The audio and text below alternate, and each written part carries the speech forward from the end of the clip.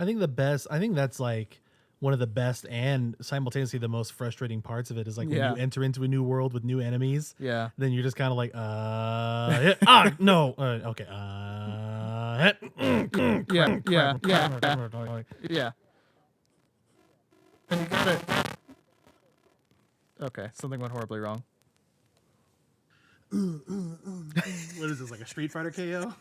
It was pretty funny, whatever the heck it was.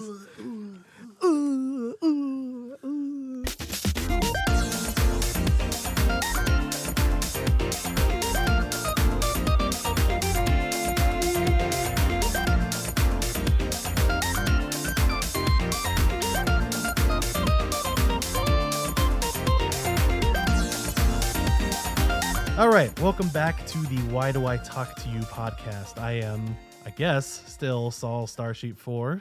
And I'm still Dave Gamer Dave Naple. How come you never give your last name? Do you not trust the internet? No, but I already did anyway, so whatever. Yeah, I don't know. I feel like it has a better ring to it. Anyway. If they care so much, they can dox me. Don't dox me. Well. So, following in our trend of trying to keep these episodes as not topical, but like relevant to new things coming out or new releases, new announcements, what have you. Today we decided to focus on possibly one of our, well, not possibly, it is one of our favorite GBA games of all time. If you've read the title card, Mario and Luigi Superstar Saga. This is in regards to the new re-release, the reboot, I guess that's coming out. Reboot, HD remastering, what have you, of Superstar Saga. And what else is it called? On the 3DS. It's Superstar Saga and Bowser's Minions. So some of the minions I was talking to you about before, actually, they star in like a little side game where it's like a turn-based strategy thing where like you get these little armies and you have to like clear out your opponent's armies and you get like these little special abilities. When they announced this game, which was a surprise to me at least, I didn't like, they just released Paper Jam. And at least it felt like it. And then they're like, oh, and we're going back, re-release time. It's like, oh, okay. Like, I love this game, so I'm not saying it's bad. But anyway, when they announced it at E3, I saw a little bit of the Nintendo Treehouse thing they do. I watched a little bit of the gameplay of Bowser's Minions, which is a little add-on game. And it was all right.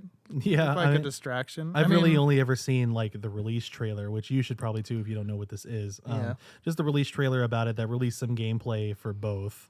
And yeah, it looks, it's interesting. I guess. It's kind of, I mean, if you want to go back to throwback, it's kind of cool because the original Superstar Saga came with a little Mario side Bros. game. Yeah, it came with the original Mario Bros. Like when you're in the pipes and you got to hit the crabs from underneath and stuff, and that was neat. So maybe they're just trying to sort of follow in that tradition and put a little side game there. I don't know. So let's talk just like a little bit of history regarding this game. And we can't really talk about the history of this game without mentioning Dave's absolute all-time favorite Super Nintendo game of all time. Yeah.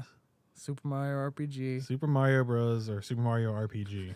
Super Mario RPG. It's Legend not of Bros. the Seven Yeah. Stars. It's not Bros. It's not How dare Bros. you. Luigi is not. Luigi is not. Although he was in the instruction manual, which was one of my favorite instruction manuals, and I'm sad I lost it. And he's in the end credits, but that's about it. What does he do in the instruction manual? It's kind of like where you're talking about Professor Oak before, where sometimes he just says little things. He's like your guide through the instruction book. He'll just like add these little comments along the way and just say little things. That is so pathetic. What? No, it's like it uses his like Super Mario World art, which I love all the art from Super Mario World in general, and he just like pops up and he's like, oh, Like the end was like like his game sprite? no, his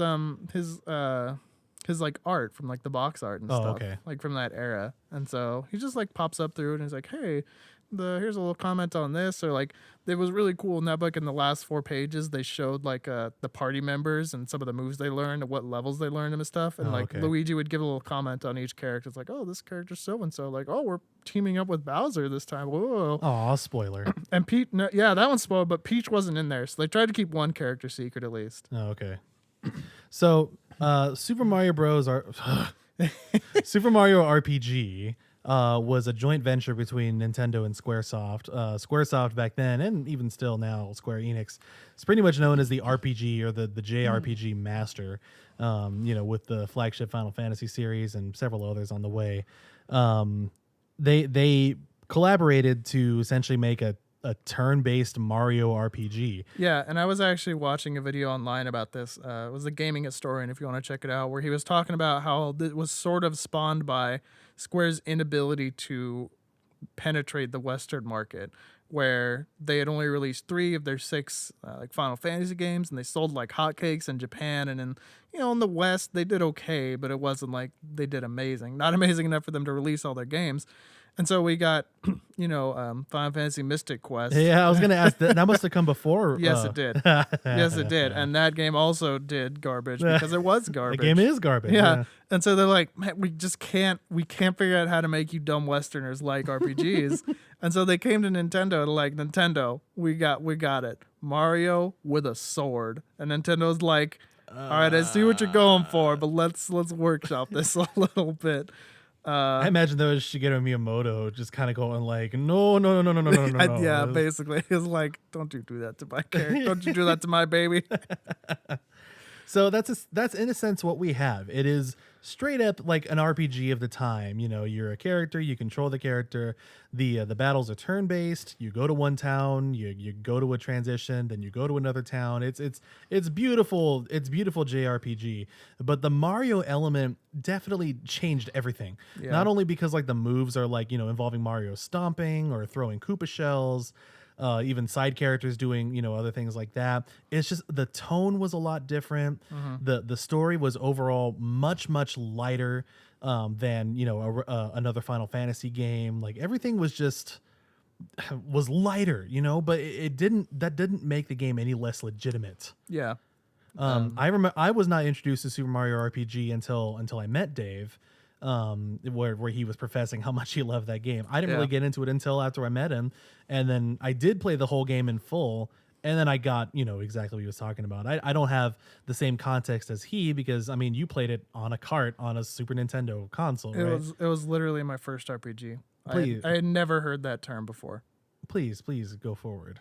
I feel like I should save this for a full episode on this. Like, I don't want to burn it all right now. No, but suffice to say, I had no idea what an RPG was. I lived in a pretty conservative home, and it was just like, you bought the video games with the characters in it that you liked. It was like, oh, Mario, oh, Donkey Kong, oh, Kirby. Like, I want these games. And so when it was like a new Mario game, I was like, well, yeah, I'm gonna get that. What is this? RPG, whatever. It's Mario. Like, I want this game, and I got it, and it was just. I don't know, when you were a kid, it wasn't like, oh, this isn't Mario. It was just like, hey, it's a game with Mario in it. This is different. And you just had fun. And so it immediately just became like my favorite game. And I just was like, RPGs. And I tried to find them wherever I could, which was difficult going forward on the Nintendo 64 and Nintendo GameCube. But, mistakes were made. So, following this, the one thing that disappointed fans the most was that there wasn't a follow-up. There was never Super Mario RPG 2 specifically. Because Square left Nintendo consoles to do stuff for Sony because they felt like the disc system was much better for what they were trying to do. And they were correct. But that meant that a lot of the intellectual property behind Mario RPG was lost to Nintendo, specifically characters like Geno and Mallow. Yeah, rest in peace. And also, they had to find someone else who was going to make an RPG because they didn't really have an in-house RPG, like second-party developer at that time. They had to figure out who was going to do that. Or that's technically incorrect. It seemed like they didn't have one to us in the West, but they actually did. And I think that's the people who wound up doing Paper Mario, which for the longest time was referred to as Super Mario RPG 2 in development. So that was specifically what they were going for. And I think they dropped that name due to legal reasons with Square, but also maybe just because they were like, we just need to rebrand this. And with the 2D element that they were already going for, which is interesting to me that they decided they were going to do this weird 2D characters in a 3D world thing before they had the paper idea like fully solidified as like in the title is interesting to me, but that's what happened. So basically I don't really know the history going up to Mario and Luigi, but those were the only 2 Mario RPGs that had come out before Mario and Luigi, were Super Mario RPG and Paper Mario. Mm-hmm. On the GBA, not any other console, on the GBA, Game Boy Advance, we got Mario and Luigi Superstar Saga. This was developed by Alpha Dream and Nintendo. Mm-hmm. This was, Paper Jam or Paper Mario had, the gimmick, of it being 2D and like a 3D world ish, that sort of thing. But Mario and Luigi was pretty much straight up an RPG with a couple different elements. Not only that, but the combat was pretty close to what Super Mario RPG was. But they did change several things in there. I guess we'll just talk about Superstar Saga right now. We should straight probably up now. talk about the combat since we just referenced it, and we somehow didn't reference it through talking Mario RPG or Paper Mario. All right. Well, the Because biggest thing that was the biggest thing that differentiated it yes, from other. in any other final or RPG of the time in like the by 90s square and or whatnot, by whatever. square, what have you, the combat was you hit attack and you attacked. That was it. That was your turn-based battle. In Super Mario RPG and Mario and Luigi, what have you, they turned on what they called action commands, which basically allows you to get a bit of a stronger hit if you time a button press correctly with the attack.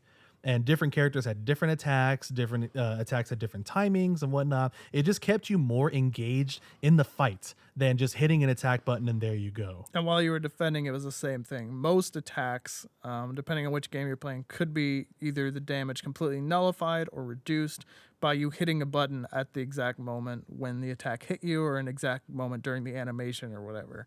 So, and this differs a little bit from game to game, but the general idea is all there. So we get that everywhere in Superstar Saga, which again just like increases it especially for me, because I mean, like, I've played plenty of RPGs where they're, it's straight up classic. You hit the attack button and you attack, right? Mm-hmm. This one, I mean, keeps you more engaged for better or for worse. I mean, yeah, eventually that can get a little old, when you get good at the timing and whatnot, but it's still different in a good way. It's a way to keep you more engaged, and it's definitely not action RPG style. It's just a way to keep you more engaged into it. Yeah. The biggest thing with Mario and Luigi, what it did different from Paper Mario or Mario RPG, is that in battle, the controls and like the button presses felt much more elastic, if that makes sense. Specifically on defense. So in both Mario RPG and Paper Mario, for example, a jump attack, it was like you hit the button like right before you land on them and you'll do more damage. And that was true in Mario and Luigi as well. But on defense, you could control each bro when they would, usually it's a jump to dodge the attack that's coming in at you, or like a hammer swing. And the way that it's done, the jumping feels almost exactly like the jumping feels on like the overworld, like while you're platforming. It's not just I hit a button in this window. It's like you actually jump, and if your character's like in the wrong spot, they will take damage. So it feels much more elastic and less binary. It was very interesting. And it also made it more all or nothing, because in, for example, Paper Mario, you do your block and it usually just reduces it by like a fixed amount. In Super Mario RPG, it'll reduce it by like a percentage amount, but if you got like frame perfect, like within 3 frames of animation, it would just cancel the damage like completely. But that was only with certain attacks. Magic attacks still do full damage to you. In Mario and Luigi, pretty much every attack can be evaded completely. And if you're not evading it completely, you're taking full damage. So it was much more, it wasn't like Paper Mario. It was like you're always going to take damage, but you're going to reduce it a little bit depending on your timing and stuff. In Mario and Luigi, you could go through an entire fight and never take any damage if you were good at the system. Or you could just take like full damage. There was no in between, really. So that was the most interesting thing to me coming to Mario and Luigi from the previous 2 Mario RPGs. I think that was also like simultaneously like one of the most fun parts of the game, and while also being one of the most frustrating was, when you traveled into a new world, there's new enemies that you've never fought before. And then so it's like, you don't know when to time your hammer hit. You don't know when to jump what's right. coming. Yeah. Right. And so like you end up taking a whole lot of damage when you get into there. But you know what? That's also kind of cool because that's something that you overcome. You know what I mean? You gotta learn. Yeah. It's like, oh, I'm better at this now. Yeah, it's not just like, enemy, attack. It's like they're all very different. And they all have, like, early on in the game, one of the big sort of mechanics of the game is on defense, you control Mario and Luigi simultaneously with different buttons. So, like, A controls Mario, B controls Luigi. So each enemy will usually have some kind of tell, like showing you they're going to aim for this brother. And early in the game, it's pretty obvious. Like they walk right in front of that character, and you're like, oh, okay, they're attacking this character. But later on, it can be like very subtle, and so you kind of have to pay attention to those things. And different enemies have different things, and some of them have different attacks. And it's a tell not only like which brother they're attacking, but which attack they're going to do. Like, do I need to jump? Do I need to not jump? Like, what am I supposed to do against this specific enemy? And rather than having like limit breaks or summons, they have bro moves. Which was that was my favorite part of the game. Yeah, it was bro really moves. is. They're basically just like combined moves that you use with both the bros that are strictly based on your timing. Yeah. Being able to hit the right buttons properly and like when they're supposed to happen. That will produce the most damage after the attack. And you have like your own meter for that too. Like you can't do that like all the time. Like yeah, you have what would normally be called like MP, but it's called BP for bro points. But it's the exact same mechanic.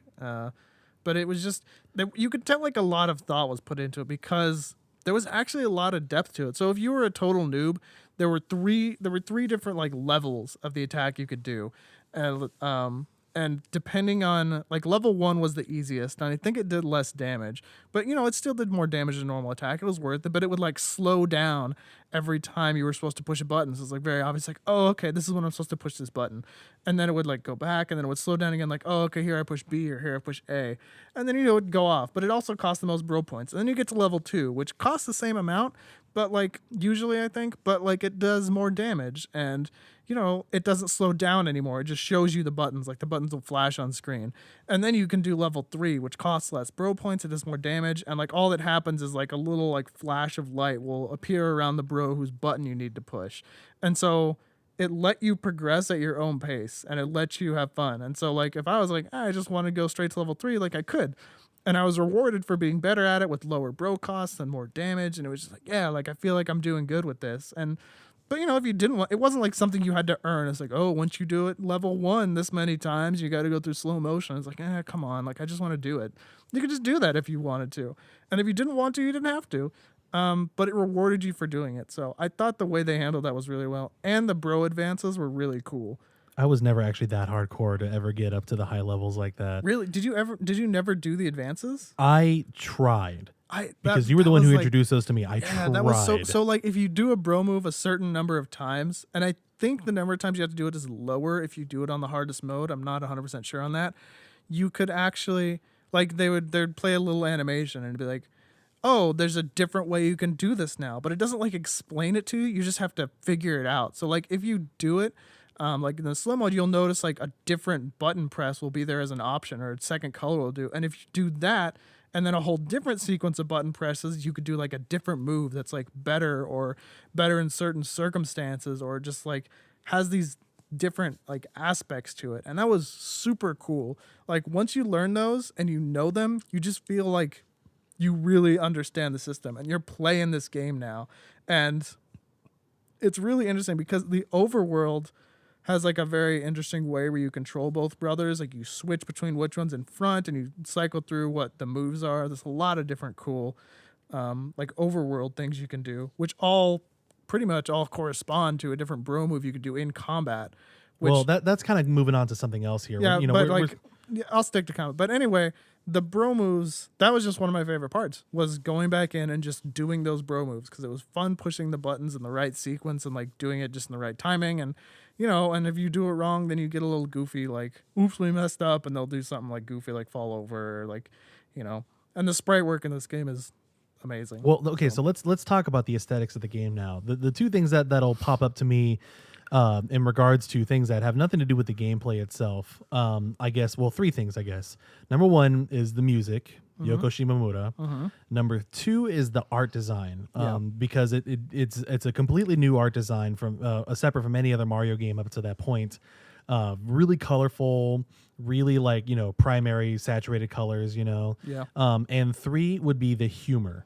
Okay. Yeah. We've talked a lot about humor in games, like when it comes to Undertale and whatnot. Obviously, humor in games is pretty important to us, or it can be when it's done right. It just seems to be the kind of RPG we're drawn to, like whether it's Earthbound, Undertale, or Mario RPGs. Like pretty much what their calling card all is some sort of sense of humor. It's sort of like it's taking itself not too like that's its calling card, that it's taken itself not that seriously. Yeah. And yet we're still very much involved in this. The overarching plot of Superstar Saga isn't too. I mean, it is, but it isn't. It begins with whatever. it's a common Princess Peach is kidnapped thing, only like done differently, and also not with Bowser being the main enemy. At least not yet. No, he's not the primary enemy. He's around. He's around, but he's not your primary enemy. Your primary enemy is a bat named Cackletta, and with Type thing. bat type thing, and Cackletta's wonderful sidekick Fawful. Yeah.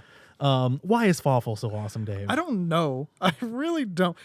I remember when this game came out, he got a lot of press. Like all the stuff in the Nintendo Power was focusing on Fawful. Like he's just so ridiculous, and his speech pattern is just weird. And he makes these really weird like similes about sandwiches a lot. Like that seems to be his thing.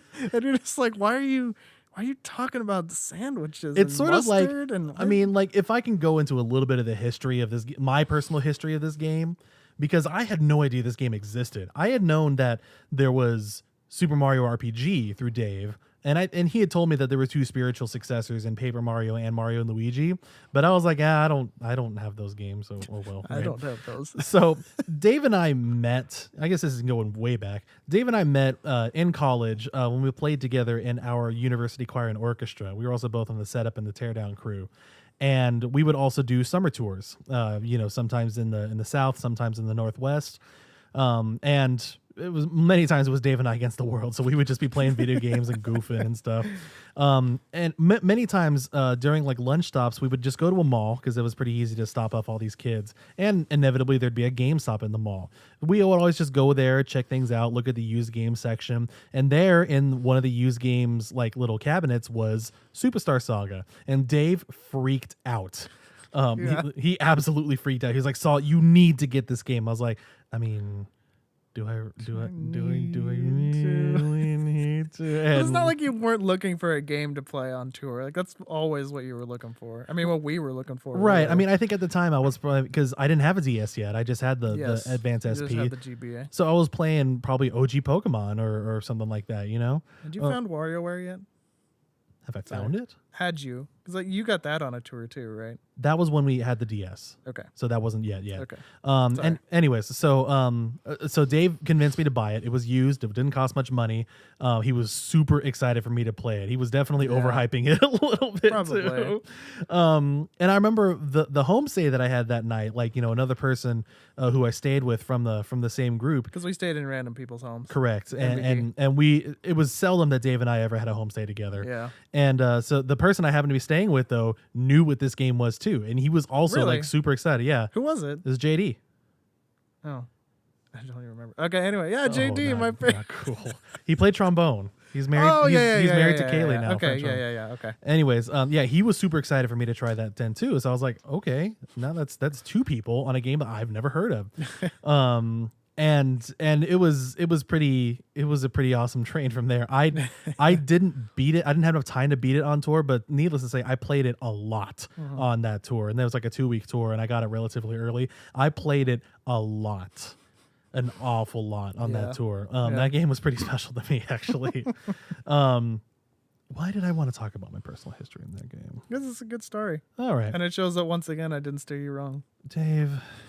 I mean, that's twice in this episode. That's Dave. what, 4 times in the last few episodes. This is really getting obnoxious. Well, when it stops happening, I'll stop bringing it up. God complex over It's not a here. God. It's just, I'm just saying, I recommend good games. Good games. Good games.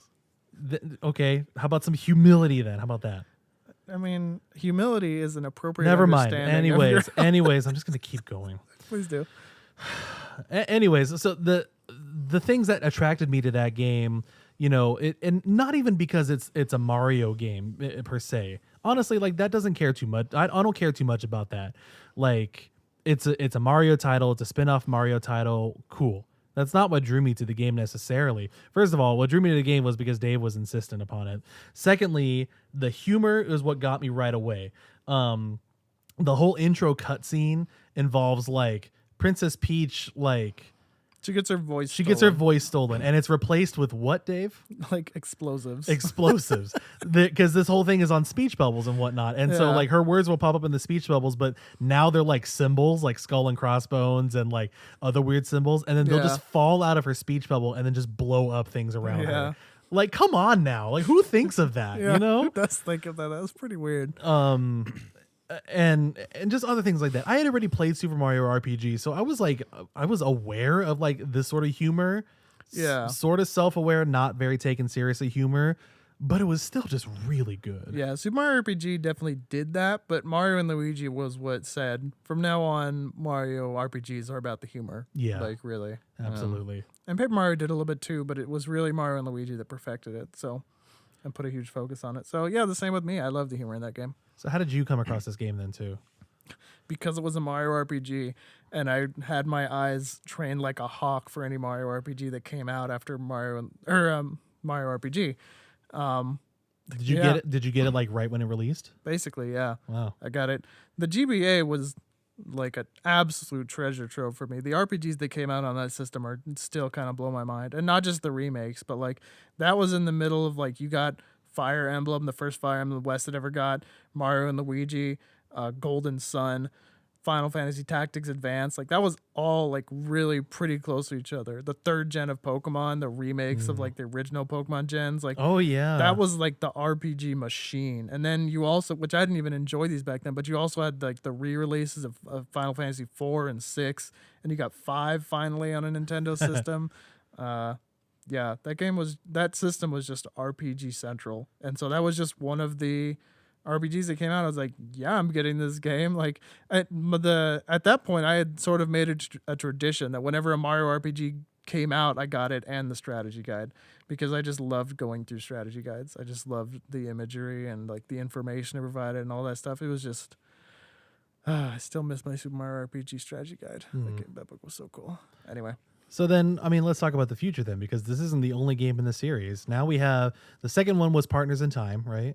Yes. Then it was which was on the DS. Yes. And then Inside Bowser's Story. Bowser's Inside Story. Whatever. On the DS. on. And then Dream Team on the 3DS. Yes. And then the combination of Paper Mario and Mario and Luigi, Paper Jam, also on the 3DS. Yes. And then we have the re-release of Superstar Saga coming out on the 3DS. So handheld consoles are obviously where this thing is landing. Truth be told, I have not played every single game in the series. Neither of us have. Neither of us have. I have. Although between us, we're pretty close. I guess so. I have completed Superstar. I have started Bowser's Inside Story. I have completed Dream Team, and I'm about midway through Paper Jam. Yeah, I completed Mario Superstar Saga. I completed Partners in Time. I completed Bowser's Inside Story. I started Dream Team, and I never touched Paper Jam. Now, to be fair, for me, speaking personally, I didn't have a DS until like I was. Until 2007 or 2011. Yeah, literally. So by yeah, then the very 3DS specifically. was already out. Yep. And so I missed many many DS games. The Mario and Luigi series being one of them. And when Dream Team was announced, I had a 3DS. So I was like, okay, this is what I'm gonna get because I love Superstar Saga, and you know, Had you played Bowser's Inside Story at all at that point? No, Okay. I didn't touch any of them yet. I'd Okay. seen like game trailers reviews on them, but not actually Rest in played peace. them. Oh man. Every time it comes Every up. time it just makes me Yeah, it so does make me sad. sad. But anyway, And so I just already decided, okay, I'm gonna get this game. And when I did, I loved it.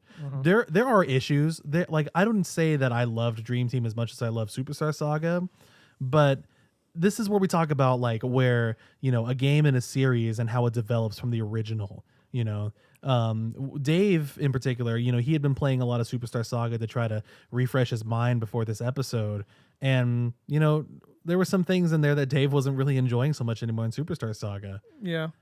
Well, it's just the overall, it's mostly like level design and like how you get around and how some of the puzzles are very like punishing if you don't get them like right off the bat. Like you've got to walk back down this long hallway with like enemies in it. And it just Because takes you can fall off time. platforms way too Yeah, easily. Well, huh? it's not even that it's too easy. It's just too punishing. Like like it's still a platformer, which is cool. It's got a lot of elements of platforming in it, which is fun because the controls of the Bros are actually pretty solid. I'll talk about the overworld controls a little bit more now. You can switch which characters in front or back by pushing. I think it's select on Superstar Saga. It's No, start. it's start. Select opens the menu, which Right. is a little weird. Anyway, it's start, and so you switch depending on which brother is in front or back. You can do different moves. Like if Luigi's in back, he can do a high jump off Mario's head, and you can jump really high. But if Mario's in back, you can do like a spin jump that lets you cover horizontal distance a lot better. And the way normally, like the default A and B is just jump. But then you hit R, it'll change like the person in the back's command. You push L, it'll change the person in the front. And like by doing this combination, like who's in front, what command, you can do a lot of different things. It's actually surprisingly intuitive. If it sounds really complicated is. the way that he's explaining it, you should play it. It did take me a little bit of time to get back used to it again, but like I don't remember it being hard at all when I first played it. It might be because there's subtle differences in some of the newer games. I don't even remember exactly, but like once I got back into it, like you feel pretty good because you can move through it like pretty easily, and it feels good because you feel like you have command of the system. But all that said, like it doesn't mean there's not a lot of like enemies walking around, and it's not random encounters. It's all like you see them on the map and you can run into them, like in Mario RPG you or can also Paper attack Mario. them too. Which Yeah, is which was crazy it was cool. that was a mechanic introduced in Paper Mario, where if you like jumped on their overworld sprite or hit it with a hammer, then you'd enter battle with like a bit of a damage like on them, or they'd be stunned or something cool like that. So there's all this really neat stuff. There's all these really neat mechanics, but you know, and maybe it was just the attitude that I was going into it in. I was just playing it on the trolley, like to and from work, and I just had this. I knew that I didn't have time to get through it because it's about a 25-hour game. Yeah. So not like long, but it's an RPG. Like it's got some meat to it. And I just kind of wanted to get as far as I could. And in that instance, I was just like, okay, like I fell. I don't want to have to battle this enemy. And I'm not a grinder.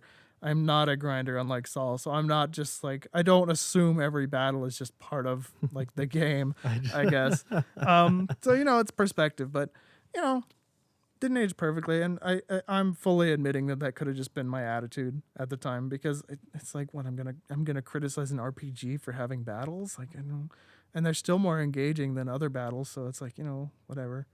And there's been, you know, moving onwards towards the series, you know, they take different approaches, and you know they utilize the dual screens of the 3DS or the regular DS too. They do different things with the overworld. You know, with every new game, they tried something new.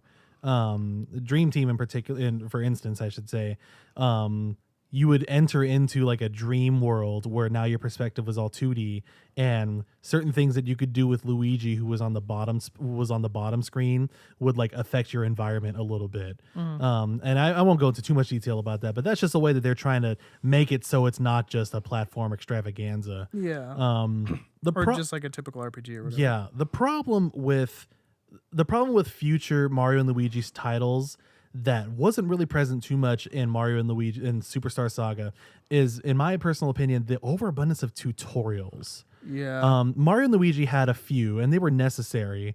Like there's like the very beginning where those Hammer Bros are like teaching you how to jump over that. Most like, of the time, when you get like a new bro move, it's in the form of a tutorial, and it's like, but it's pretty quick. It felt a lot quicker in Superstar Saga, and then you'd have to do like some task showing you have mastery of it, and it's just like another room with puzzles. You're like, yeah, I had a room with puzzles using this specific, or platforming with this specific mechanic. Like, okay, cool. Like it felt a lot snappier, and in the new one, it just like there's a lot more of them too. Like in Superstar Saga, you're gonna get like, I don't know, maybe like 4 combinations of those moves, and you learn them like at once, and it's pretty quick. Like in a 25-hour game, like that's not bad. But in like Dream Team, it feels like every new dream world you go into has a new mechanic for Luigi. And those tutorials for some reason just feel like they drag on so long. Yeah, you know what? One thing I'm thinking of right now, it feels like the text boxes contained more text than Superstar Saga. It felt like the text was smaller, so it went faster. In Dream Team, it's a bit more. It's a bit bigger and more Comic Sans. But yeah, Anyway, that's a Maybe random thing. I don't really I know would have to like because compare you them know next to each other. I haven't played Dream Team in several years now. Because my cart's gone. Oh yeah, where'd that go? Oh Yeah. gee. I bet a great guy borrowed it from you, and he's just taking his time getting through it. He's not so great. He's pretty great. He's not that great. I mean, I know him. He's talking about me. He's been borrowing my Dream Team card for years now, and he's barely even advanced in it. I kind of want to play it again, especially after talking about all this. But no, maybe I'm gonna play it again. Hey, I'll give it back to you once you finish either Chrono Trigger or Final Fantasy You IX. cannot put my game on hostage for your other game. You have to at least be playing it. I've tried. Oh, all right, try. I'll go back. Well, maybe this is when we should talk about. So the series, as it's gone on, has gotten less and less critical acclaim.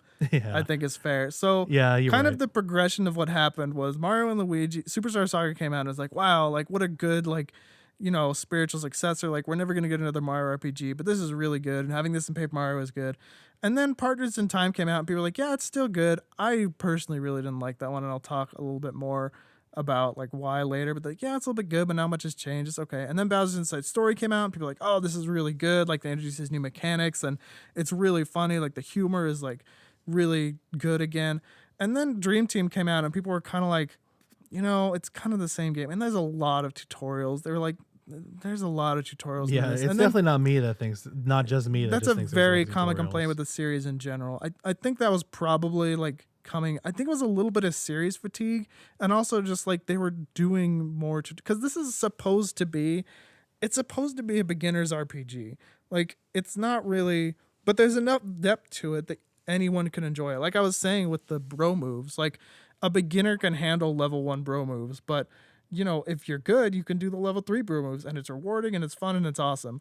But it's almost like they're like, okay, every game has to remain a beginner's RPG. In fact, with the way the game industry went in the direction where like we're going to cater more and more to casuals and we want to make it easier for them to understand everything, it was like it just compounded on that. It didn't take into account this is a long-running series now, and you have fans of this series, so you have to be doing more and making it better, not just keeping it at this base level, which is kind of what it felt like happened. And so this was building up to Dream Team where it just wasn't quite, it didn't feel quite as good as Bowser's Inside Story, and you just had all these more tutorials, and it was like the game is still good was what the response was, but they're like, they really got to fix all these tutorials and it's not really doing enough stuff that's new.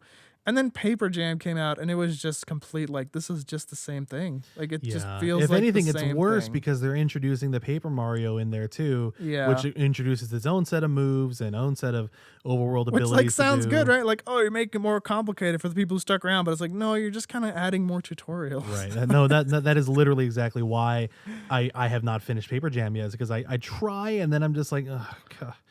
Yeah. Like it's kind of cool the way they've integrated the Paper Mario world in there too, but it's like I don't like having my handheld this long, Yeah. That's what it is. It's like, I mean, that's why everybody doesn't like tutorials, or at least excessive tutorials. Yeah, and speaking about the Mario like RPG genre as a whole, I think Paper Jam felt like a little bit of a stick in the eye to people who wanted Paper Mario to come back to what it was, because Paper Mario started out as the Mario RPG substitute. Like that was it before Mario and Luigi happened.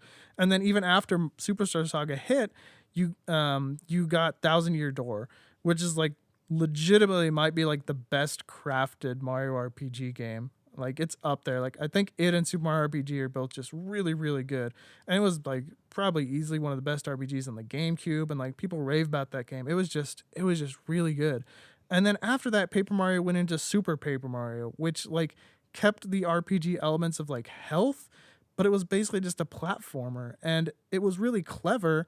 And the story had a little bit more of like the RPG type depth to it, and it still kept that humor, but it wasn't an RPG anymore. There were no more turn-based battles. It was like enemies and like platforming puzzles, which was fun, but it didn't feel like the same thing. And then you got Sticker Star for the 3DS, and that was just a complete departure where it went back to RPG battles, but it wasn't, you couldn't just attack or defend. You had to have these stickers, these items that you used, and it was like different levels that you went to like get to the end.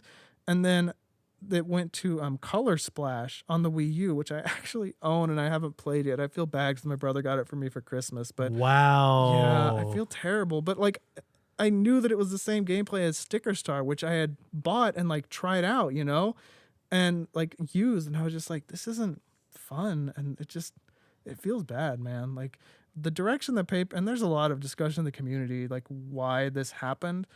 And it isn't even that the games are bad, but they were so good, and then they went on this completely different direction. That was just like, what, why? And it felt like Paper Jam was like a way of saying like, no, it is never coming back. You're gonna get this Mario and Luigi RPG because this is the Mario RPG franchise now, and he's gonna come in, and this is Paper Mario and an RPG. You happy now? All right, good. That's kind of what it felt like. And so on top of all the other issues, it definitely felt like a little bit of a stick it in your eye from Nintendo. So then that I guess that leaves us the question then, is Superstar Saga the best in this franchise? Well, you're asking that because my answer is I think yes. So having played Superstar Saga and mentioning my affinity for Mario RPGs, yeah, I bought Thousand Year Door pretty much right when it came out, and I loved it. And so when I had a DS and Partners in Time came out, you better believe that I bought that thing straight away, and I had the guide and everything, and it just didn't feel the same. I couldn't, I don't remember almost anything about that game other than the weird aliens and time travel, obviously, but like, it just didn't have the same magic. Like the humor wasn't quite as good. They added the Baby Mario system, which took advantage of the two more face buttons you had on the DS, the X and Y, so they could do some things, but it wasn't like adding two new party members. It was just kind of sometimes these other buttons were useful, and like, they added the gimmick where like, oh, sometime the enemy, like I remember this piranha plant would like stretch its head and it would go to the top screen and attack from up there. It's like, whoa, two screens, like, okay, whatever. But it just didn't feel as fun. I think the biggest fun fact, that was the first game. So back in the day, there was the Nintendo forums for anyone who remembers those, and I was on those, and I was fairly active, not like super active, but I was around. And on there was like a spot for people to do their like game reviews or whatever. Partners in Time was the first and only game that I wrote a review on there for, and I gave it like a 7 out of 10 because I was just like, and the people were like, yeah, this is a good review, but they criticized me because they're like, you're just kind of saying it's not as good as the first one. I'm like, well, yeah, it's not as good as the first one. Like that's its biggest, like, why am I playing this when I could be playing Superstar Saga? And the biggest issue was because they replaced bro moves with bro items. It was almost like a precursor to the Sticker Star thing. So instead of having moves that you learned that would like upgrade and do over time, whatever, you collected these that were on bro points. Bro points were basically gone, I think. You just got these items. It was like, oh, you have 5 green shells, so you can do the green shell bro attack with this. And I was like, okay. So you'd kick it, and then it would bounce back to the other bro, and you'd push B, and then it'd bounce back to the other bro, and you'd push A, and you just kind of repeat that a bunch of times till it stopped. And it was like, all right, that was boring and tedious. Like, what about this like red shell? And it's like, oh, it's slightly different. I don't remember any of them, but I could tell you a lot of the like moves in Superstar Saga. And not just because I replayed it. Like when I got it back, I was like, oh, I remember this move does this move does this. And it's just like, oh, and this one you like use items, I guess. Like, what? Like, that's dumb. And to be fair, it might be a little bit of nostalgia where the stuff just sticks in my head. Because I played through Bowser's Inside Story too, although it was a while after it came out, because I was just really sort of disillusioned by Partners in Time. And I really liked that game. I felt like the humor was back on track. I felt like there was a lot of interesting stuff you got to do with Bowser. It was just fun. But I don't remember the bro moves in that one much either. And maybe that's just a commentary on how the bro moves kind of got more forgettable in general after that, where I felt like they were really almost my favorite thing about the original game. The one thing I think I have to say in response to that is that the bro moves in Dream Team are crazy. Yeah, they're really they're they're good. really over the top. They're good, I think, in Dream Team. My goodness. Well, I mean, if we're talking about a return to form a little bit on that, I mean, that's not exactly a return to form, but it is different. I mean, have you done those? yeah, Have you gotten there's far the enough to one those? where you gotta like jump on top of the stack of Luigi's, and there's the one with the ball. I think my issue, they're good and they're definitely much more memorable than the other two, but my issue with them is they feel a little gimmicky and finicky. I mean, yeah. It felt like there's a lot of like, oh, I jumped on that stack, but I'm just a little bit off, and you're like trying to balance your Jenga tower of Luigi's, and you're just like, this is. It just took a little bit too long. In Superstar Saga, everything was really quick, everything went really fast. In Dream Team, it's all very memorable, but there's a lot of build up. It's like you're rolling on this ball of Luigi's, and you're doing it for like legitimately like 5 seconds. Just like, all right, gotta use these gyro controls to tilt back and forth. And it's like, I've never been into gyro controls. It's just I didn't like, use the gyro controls. don't you have to? No, I think you can still use the control pad. Maybe that's part of my problem. But Because I mean, I'm with you. I've never ever been one to use gyro controls on a 3DS. I don't know why they keep pushing for it. I mean, because they have it. They put that expensive technology in there, and so it's like Star Fox ooh, 64 immersive. on 3DS always asks me if I want to do gyro controls, and I'm like, no, never, ever, ever do I want this. Yeah. I'm pretty sure I did. And then eventually they're like, we're gonna stop asking you. Here's Star Fox Zero. No.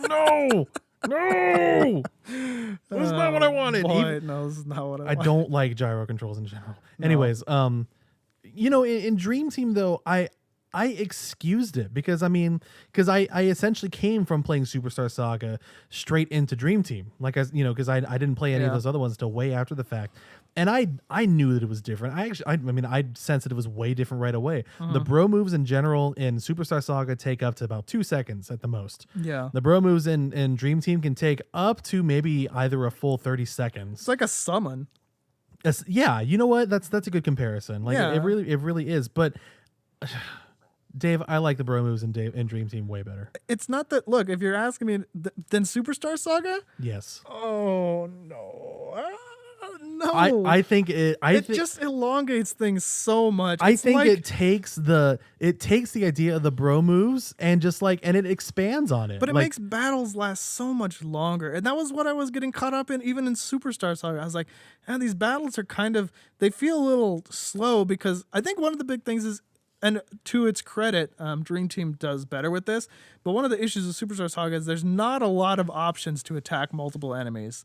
When there are, it's like I think there's a couple later on where it'll hit everyone, but it's very, very limited, especially early in the game. So you're basically single targeting things down, and it takes 2 basic attacks to kill an enemy. So if you're in a battle with 3 enemies, it's like you got to jump 6 times, and it's just like, it just takes a while. I mean, for Dream Team though, it's like a marvel though. It's a visual marvel. It is to be able to do that, and it's cool. I thought it was way more visually appealing. I think the moves that they came up with were pretty creative. They were. And I mean, I just enjoyed them a lot more too. To clarify, there are 2 worlds that you play in Dream Team, and you're not always in the realm where you can do those Luigi moves. Yeah, I don't even remember. What could you do in the overworld? When you had like the regular bro moves. Like you had the shell kick and the super and the fire flower and stuff like that. You had that stuff too. Yeah, it was just in the dream world where you had these like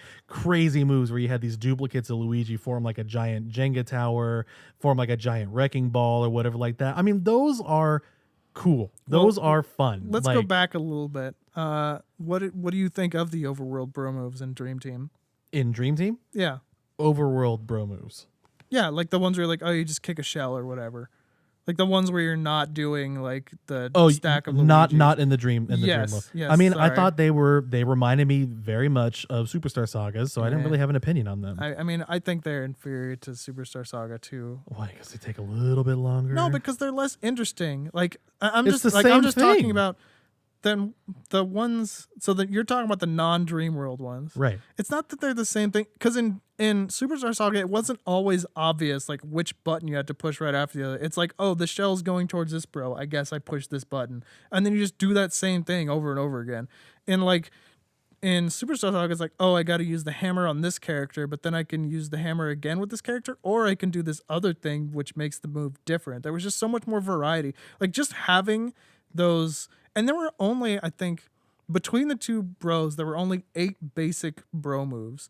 And so there was an advance for each one. So that was only 16 moves, but it just gave you the right amount of like customization. And well, okay, I guess I'll give it to you that the bro moves in the overworld in Dream Team were a little more. It's really hard to fail these. yeah, I I guess mean, it was they a were. little I more think that those were way. very similar to what you kind of got in Partners in Time, except they went back to the bro points system, right? Like it's not In just Dream you Team? have, yeah, Yeah, it's it's not bro just you points. have this number of items and that's how many times you can use it. No. Which I hate because I mean, also I'll just say I'm the kind of RPG player who's like, I have like 6 ethers. I'll never use those. No, All that's right, me. I That's me better save too. them for when I really need them. And then you Yeah. beat the game and like, I guess I never really needed them, so I just got these ethers. So it's felt always bad. like oh man, I really need to use these ethers, but what if I might Do I really need? Yeah, and it's like I never felt good about like using items in my inventory, I guess, even when it would obviously make things easier for me. So Dream Team also, I will say this, and I will totally give this up to you. Okay, I mean, because I think there is a good reason for me to argue that Dream Team is better than Superstar Saga. Okay, what's that reason? Well, Were you gonna start with seeding something? I'll let you go on your. all right. Well, fine.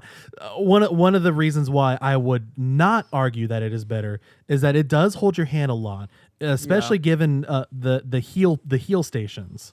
There's like a lot like where every save point now heals you. That always on an RPG standpoint bothered me. Final Fantasy X did the same thing. Undertale does that. Didn't bother me there actually. Does it do that everyone? Yeah, it does that every save point. I don't think it was every save point. I know some save points do that. I didn't think it was every everyone. save point. Yeah. Okay, all right. Well, because in that game there weren't inns either. In Undertale, Oh, there okay, were, but like yeah. it wasn't like you got to town, you talk to this person, they heal you. Like the save points were just it. But yeah, so that bothers me in RPGs because it's sort of like, what, you don't think I can take a real RPG? That sort of thing. Thinking about it now, Superstar Saga, I don't remember it having inns, No, it didn't. and the save points didn't heal you. It didn't. How did you get stuff? Oh, that's interesting. I never thought. I think they're just actually when I was playing through, I noticed they're very generous with mushrooms. Like, they give you a lot of items. Yeah. So I think you're just sort of expected to use the items like as needed, but it's an interesting design. Yeah. Like going through the series is interesting. I never really thought of that. So the things that take Dream Team, I mean, we weren't going to talk about this on this podcast, I guess, but we are talking about Superstar Saga and like its legacy and whatever like that. And Dream Team is part of its legacy. I think Dream Team is better. I think the story of Dream Team is a very interesting take on the year of Luigi, right? Because that's when it came out, right? That's fair, I guess. Yeah, it did come out in the year of Luigi. For those in the uninitiated, the year Luigi was a short little, slightly unofficial campaign by a Nintendo. It was fairly official, and it was a full year. It was it was like the anniversary for when Luigi came out. And so they released a lot of games or like mods or what have you that like focused on Luigi specifically. Like this is why Super Luigi Bros. U exists, for example. And so Dream Team was part of that, and Dream Team did a lot of things for Luigi. I don't want to take it away too much, but like it got emotional for me straight up. Like this Mario and Luigi game that like never ever really gets emotional.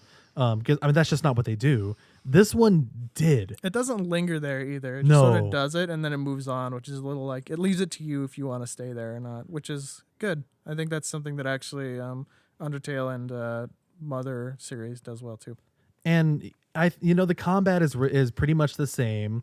The overworld bro moves are pretty much the same. The new Dream Team bro moves are better, in my opinion. The art style is way better because it's a different machine, I mean, it's good graphics, but like, anyway. I mean, it's hard to really fault, There's nothing wrong with. I mean, they're a little bit. It's more pastel-y, but that is very much by design. Yeah. Whereas Super Saga is very bold and primary, because you spend all this time in the dream world. It's intentionally more pastel-y. And I think just kind of more pastel in general, just as a theme, which I kind of prefer the other way, but that's like taste, so whatever. And the music is way better. It's done by the same composer, Yoko Shimomura. I think that Dream Team is one of her best, straight up. Okay. I think it's just straight up one of her bests. I remember playing the demo. I can't criticize it. There's nothing wrong with it, but yeah, I don't know. I mean, tell me what song you think is better on Superstar Saga than Dream Team. I think the overworld battle music is better in Superstar Saga, but I think the in-dream battle music is better in Dream Team than the regular battle theme in Superstar Saga. I will say this. I can't remember the boss theme in Dream Team, but I can for Superstar Saga. That's interesting. I don't remember it specifically in either. The Wait, nope, that's Dream Team. Yeah, I was gonna say that is not Superstar Saga at all. I do remember the battle theme for Popple in Superstar Saga pretty well. Oh yeah, because the boss theme in Superstar Saga is like a do do do do do do do do do do do do. Yes. Yeah. Yeah. Yeah, I'm sorry, Dream Team is better. I don't remember the boss theme in Dream Team, so I'll go play it again and I'll take a listen. But it's hard for me to compare, considering that I have not spent the amount of time in Dream Team that you have. I don't know. I really liked the overworld music around the castle in Superstar Saga. The Yeah, I like that too. Or the like Starfield theme. Do you remember that? The Yeah. You know, okay, so I mean, side note, that is when I discovered it was Yoko Shimomura. That was one of the first levels you play. That and sounds I remember very Kingdom Hearts. Yes, I remember when I played it, I was like, this sounds exactly like Merlin's house in Kingdom Hearts. Oh yeah, it does. And then I looked it up because I didn't have a smartphone at the time. I looked it up later on and I was like, oh, it totally is her. Yeah. So yeah, but the music is Dream Team is just better. I've had many of their overworld themes just stuck in my head several times. I remember playing the demo for Dream Team when it came out, and they played one overworld song, which is a Mush Rise Park, and I remember just like not playing so I can just listen to that song over and over again. I never did that for Superstar Saga. Never. And that's also I did that, but that's I was also young. not Well, saying no. anything against the music of Superstar Saga. It's the same composer. I love pretty much all the work that she does. Yeah. But Dream Team is just better. I don't know. I mean, it's a lot of opinion, right? And like, I haven't even experienced all the music. What about the end credits theme? The end credits theme in Dream Team is similar to the Undertale one, where like it plays like a medley from like older themes. So sure, Superstar Saga's credits theme is better. If you had to pick it does one something song from either game, what's your top song? end credits Superstar, and there's a town in Dream Team called Wakeport. It's sort of like a bossa nova type theme and whatnot. She completely outdid herself. I said it as soon as I played the game, and I'm saying it now. She completely outdid herself on that music in Dream Team. Even playing Paper Jam, that music is not as good, and I'm pretty sure she did Paper Jam as well. Probably. Dream Team is just better, which brings up an interesting point regarding the re-release of Superstar Saga coming out. It's her music. I think she's probably also like doing the new versions of it. Probably when the opening theme for. Well, the opening theme for both games actually are pretty good for Dream Team and Superstar Saga. But that was one of the things I was most excited about. I replayed the new trailer for Superstar Saga re-release a couple times, just listening to like the updated version of the Superstar Saga like menu music. You know what I mean? Why can't I think about that right now? I don't know. Because you're not cool like me. Stop it. Oh, okay, right. I just remember I have that sequence in my head. I turn on the Nintendo, bring, ba-ding, and then a little bit of silence, and then the boom, Nintendo. Then a little bit more silence, and then man. Yeah. God, what's wrong with this? Which opening theme do you like better? Well, I can't remember the Dream Team one. Isn't that how it opens? It's like doodling. Oh yeah. It's like it's based on the battle theme, isn't it? Yeah, it is. Yeah. I like it. Well, okay, I like it too, but which one do you like better? I like Dream Team better. Really? Yeah. You couldn't even remember it. Oh my god. Well, thanks for exercising and my it's memory. the same as the battle theme. I don't think there's anything in Superstar Saga that mimics that opening menu that I can think of. Nothing's coming to mind, but I mean could be that, wrong. that makes it superior? It's kind of. I mean, Really, that makes it superior. it doesn't.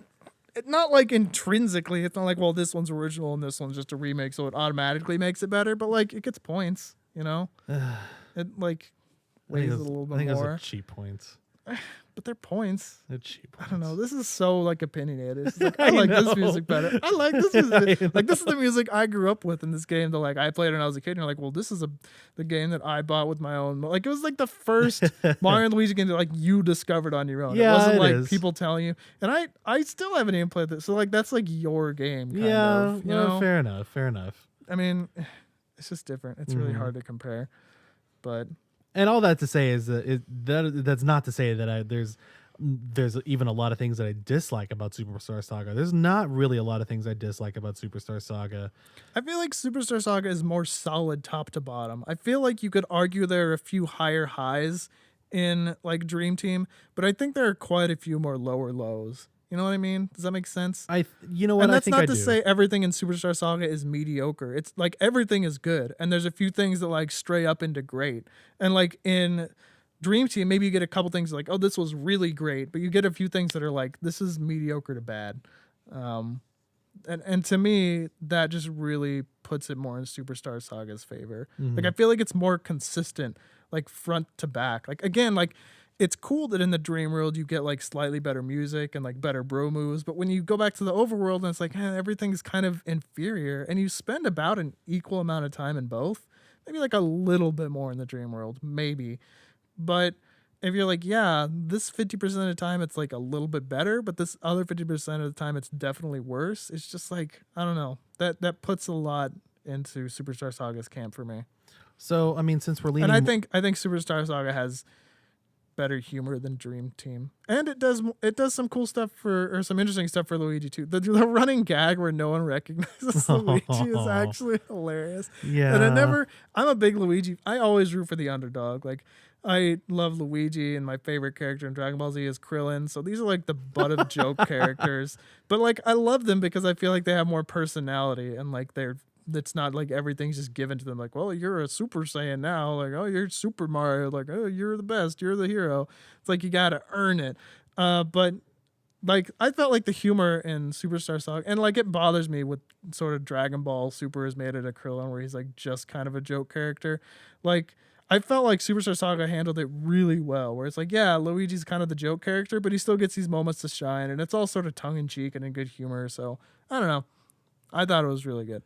But I think the humor in that and Bowser's Inside Story are both superior to Dream Team. I think those are the two best humor in the series. So looking forward now, so the re-release comes out in what, 2 weeks, 1 week? It comes out, well, it should come out, if we do this correctly, it'll come out the day of or the day before this cast comes out. Yeah, So it's coming out October 6th. Because you ideally do not know when we were recording this cast. Ooh. The thing I guess I'm hoping for most because looking at it, it's the same sort of visual style as Dream Team and Paper Jam, and that's okay with me. And obviously the music is retooled, sort of like the same instrumentation. Yeah, exactly. Yeah. I guess that's what I'm looking forward to the most, is being able to hear these themes that I do enjoy. I really like Stardust Fields. I really like the fight theme. I really like the castle area theme. I'm really looking forward to hearing that again. I'm really hoping that they don't tutorial this whole thing up. That'll be interesting to see. That's the biggest thing that I'm worried about with this re-release. I mean, if you haven't played the original, you might be a little bit surprised at the tutorials that are, because I feel like when I thought back on it, I was like, no, there's no tutorials. When I played through it, I was like, oh yeah, there were, but like they didn't bother me as much somehow. Not in Superstar Saga. Yeah, but they're still there. There's not as many, but they're still there. So Yeah. I'll be really interested to see if it's just how they're handling them that is making them feel longer, kind of like I was mentioning, or if it's really just there are so many more, or if it's a combination of both. So I'm honestly, I mean, I think we both can say this, that like, if you've never played Superstar Saga or I guess even by extension, any of the Mario and Luigi games, and if you have a 3DS, you should probably get this. Yeah, it comes highly recommended. I think so too. If you can't get your hands on a GBA and happen to find a copy of the actual, I think that's okay. I think it'd be better, but I think if you would just rather pick up a 3DS version and play it, because I'm hoping they're not going to change a whole lot from it. It would kind of surprise me if they did. I feel like it's such an easy, I mean, obviously technology, like they've got to redo it, but like I feel like it's such an easy port. Like, what do you need to change in that game? There's nothing like, it's not like when they re-released like Legend of Zelda for Wii U, the Wind Waker. Yeah, Wind Waker. They're like, oh, this part was really kind of dumb. Like, let's shorten this a lot. Or like, there were a couple things they did like that. I don't think there's anything in Superstar Saga where you need to do that. No. So I'm thinking, I mean, if you haven't, you really should, I think. Yeah. Even especially if you're not the biggest fan of like traditional RPGs. Yeah. Because this kind of turns it up on its head a little bit. And this is kind of the game that started up that whole tradition. Well, I mean, one of them. Yeah. I really recommend it. Highly recommend it for anybody who, barely likes Mario, anybody who's only kind of into RPGs. I think this is just a good bridging game for that. Yeah. Well, let me ask you this. I don't know how over time we are, but I want to end with this. So, is this like an insta buy for you? As someone who played Superstar Saga, you still have it, right? And you still have a GBA. Oh yeah. And you have played the last two Mario and Luigi games. Is this like, yeah, I'm going to buy that when it comes out Yes. for you? Yes. Okay. No hesitation. Yeah, I'm hesitating a lot. Oh really? Yeah. And it's not, I've just kind of come to, I didn't enjoy Partners in Time when I purchased it, And that was actually the last Mario and Luigi game that I purchased. My sister purchased Bowser's Inside Story, and I borrowed that one from her, and it was really good. And then Dream Team, obviously, I have someone else's copy. I mean, I don't know whose. I'm sure they'll get it back someday. And then I never bothered with Paper Jam because it just looked like more of the same. So I'm just I wouldn't like, bother with Paper Jam. yeah, but I mean, like, and I know that Superstar Saga re-release is going to be better than Paper Jam. In my opinion, it's going to be better than Dream Team, but that's, whatever. And it's going to be better than Partners in Time, but I'm just like, I mean, I have this on my GBA. I'm playing it on my DS, like on my way to work. Like, do I need this game? Like, and I'm still working through Dream Team. Like, I don't know. The magic of this series has sort of been lost quite a bit for me. And I think the original concept of Superstar Saga, one of the coolest things about that game, and I didn't even get into this, was the enemy design. Because like it takes all these old school Mario enemies and like turns them into like RPG enemies, Like you remember like the last sort of boss rush in Bowser's Castle where you actually got to fight the Koopalings? Yeah. That was like the first time the Koopalings had shown up since Super Mario World. And like you fight all these enemies who are like, they're not traditional Mario enemies anymore. Like you fight the flies that were in Super Mario Bros. Like in the in the pipes or whatever. Those flies they made into enemies, and you'd never seen them before. It felt like it was a love letter to the Mario series, where they went back and they found all these enemies, and they're like, "Yeah, we're gonna use this enemy this way, and this character's gonna do this now." And like, they were Dr. Mario viruses. Yeah, too. I was just about to mention those next. The Dr. Mario viruses. So they like went all over. There was even a Geno cameo in Superstar Saga that will always hold a special place in my heart, just for the fact that they bothered to do that. It was like a love letter. And in the newer games, and like, yeah, you went into the Bean Kingdom and there were some new enemies, but it was like all sprinkled in. And now I feel like it's kind of just like the new stuff, or like, it's just not quite, or like it's Mario enemies, but they're paper now because Paper Jam. And you're just like, yeah, whatever. Like, it's the same thing. Like, don't try to fool me. Like, I know what a Goomba is. Like, so I just, it does, not saying that, it does make me interested to see all those cool enemies like back in on the 3DS and stuff. So well, I'll tell you what, I am gonna buy a digital copy so that you can't borrow my card and keep it forever. You don't want that. The art on the box looks really cool. I know, but if I let you borrow it, I'm not getting it back. You'll get it back. I won't. I will not get it back. I promise. But I'm just not sure it's worth $40. Might not be worth, and I'm not interested in the side game. Like, are you interested in the side game? Not really. Yeah, I mean, I still don't have, like, this is kind of like a priorities thing where I'm just like, I don't have a Switch yet. Like, I kind of want that. And yeah, like, that's nagging on me too. I'm not going to lie. And it's just like, I really want to play Pokken DX. Like, I really want to play Pokken DX. And like, there's even other games on there that are just like remakes. And like, man, I really want to play them. Like, I'd love to have Mario Kart 8 on the Switch, even though I have it on the Wii U. I don't have all the DLC and be able to take it on the go. Like, that's super cool. And like, even some of the other games like Disgaea, where it's like a collector's edition, that game looks really interesting to me. Or like when Mario Odyssey comes out, obviously it's just like Splatoon 2 for you. Yeah. You're super.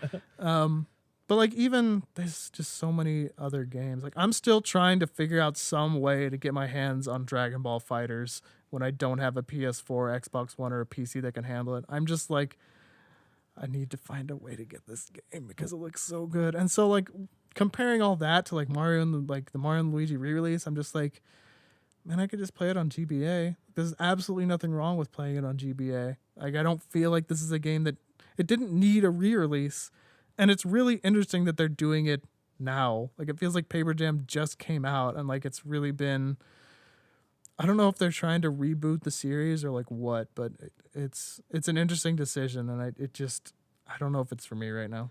Well, I might end up being the guinea pig then when it Yeah. comes to that. And you know what? I mean, maybe it's not even like maybe I I'll want someone to tell me that it's good. It's like someone's gonna play, like, yeah, it's good. Like, I know it's good. It's Superstar Saga. Like, that doesn't surprise me. But like, I mean, if you maybe a guinea pig of whether it's worth it when you have the original still and Yeah. it's easily accessible. I don't know.